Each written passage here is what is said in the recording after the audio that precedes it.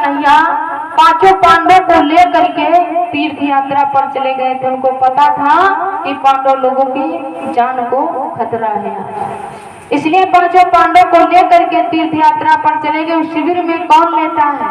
द्रौपदी लेती है, और द्रौपदी के जो है 5 पांडवों से मिलती थी। बिल्कुल आज उसी शिविर में लेते हैं, और रक्षक किसको बना गए थे? भगवान कन्हैया भोलेनाथ को, बाबा भोलेनाथ को रक्षक बना गए। इधर द्रोणी जैसे ही शिविर के पास में पहुंचा तो मेरे भक्तों क्या हुआ? जैसे ही अंदर जाना चाहा, भोले बाबा ने मना कर दिया कि हम अंदर तुमको नहीं जाने देंगे। तो आज द्रोणी ने एक चाल चली, मन में विचार किया कि भोले बाबा बहुत जल्दी प्रसन्न हो जाते हैं, ऐसा करो कि कुछ इनको बताते हैं। द्रोणी ने कहा, अरे भोले बाबा, हम तुम्हारे बहुत बड़े भक्त हैं, तुमको नहीं मालूम है? तो आज भोले बाबा को जैसे ही पता चला, जैसे ही द्रोणी ने बताया कि हम आपके भक्त हैं, उसी समय भोले बाबा खुश हो गए और सब कुछ भूल गए कि हम एक जो है पहरेदार बनाए गए, रक्षक बनाए गए हैं शिविर के, और मगन हो गए। तो मेरे भक्तों भोले बाबा बहुत जल्दी प्रसन्न होते और बहुत जल्दी नाराज। अगर नाराज हो जाए तो कोई मनाने वाला नहीं है उनको, और प्रसन्न हो जाते हैं बहुत जल्दी। मेरे भक्तों एक बार की बात है, एक भक्त था भोले बाबा का, और बहुत ही गरीब था, और रोज जो है मंदिर को जाता था, भोले बाबा की पूजा करता था। एक दिन की बात है कि मंदिर के अंदर गया, और मंदिर के अंदर जो है सोने का घंटा लगा हुआ था। सोने का घंटा लगा हुआ था। जैसे ही सोने का घंटा देखा है उस भक्त ने, तो मन में विचार करने लगा कि अगर ये घंटा हमको मिल जाए तो मेरी सारी गरीबी जो है दूर हो जाएगी। वो भक्त मन में विचार कर रहा है कि अगर ये सोने का घंटा हमको मिल जाए तो हमारी सारी गरीबी दूर हो जाएगी। आज वो भक्त क्या करता है कि भोले बाबा की जो है लाट बनी हुई, शिवलिंग बनी थी, तो उसी शिवलिंग पर जो है चढ़ करके भोले बाबा का घंटा खोलने लगा।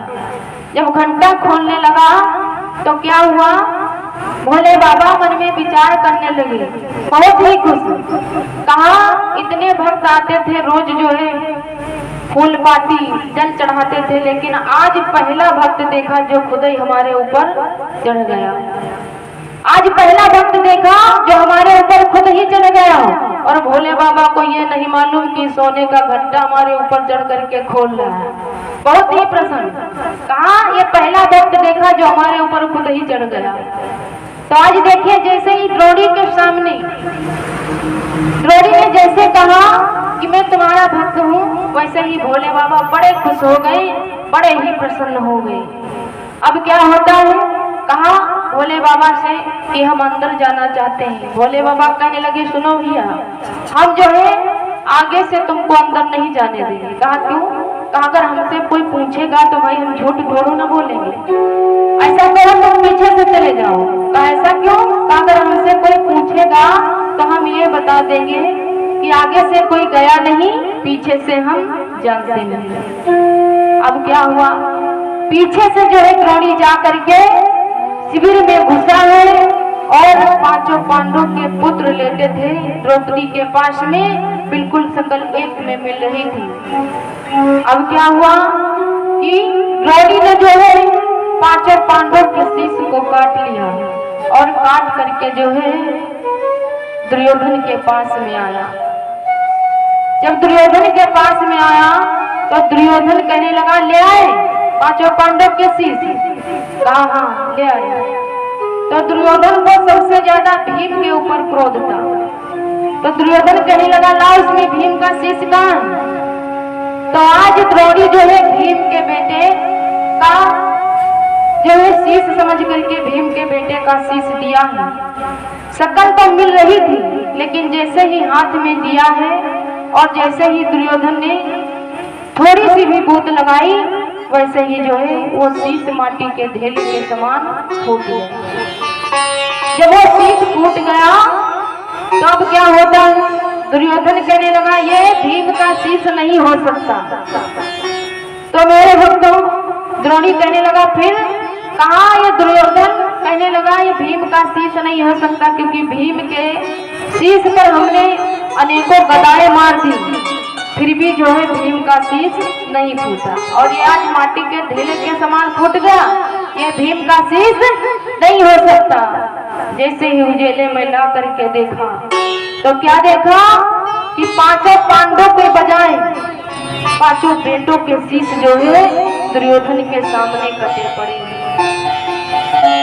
दुर्योधन को बड़ा ही दुख हुआ, मन में विचार करने लगे, ये द्रोणी तूने तो मेरे वंश में तर्पण करने वाला ही नहीं छोड़ा, नहीं रखा। अरे मेरी दुश्मनी मेरे भाइयों से थी, मेरे भतीजों से नहीं थी। मेरे भाई अगर मर जाते आगे चल करके जो है मेरे भतीजे राज्य करते। अरे तूने तो सबको मार डाला, मेरे वंश में किसी को नहीं रखा। आज मेरे भक्तों इसी दुख में जो है दुर्योधन ने अपने प्राणों को खो दिया, अपने प्राणों को त्याग दिया। अब इधर क्या हुआ, जैसे ही सवेरा हुआ है तो मेरे भक्तों क्या होता है कि शिविर से खून की धारा बह रही है, खून की धारा बह रही है।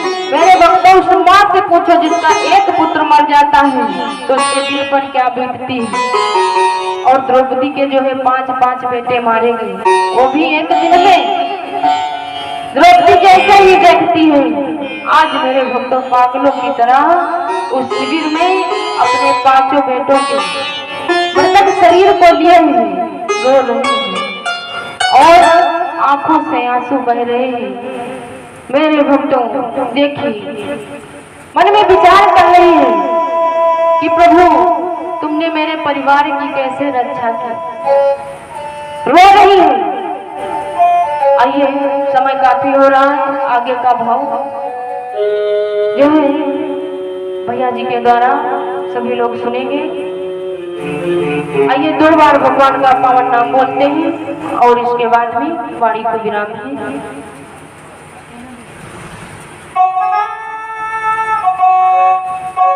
सभी भक्त बोलेंगे तालियों को बजाते हुए और आगे का भाव सभी लोग भैया जी के द्वारा सुनेंगे और बड़ा ही आनंद आएगा। सभी लोग बोलेंगे तालियों को बजाते हुए।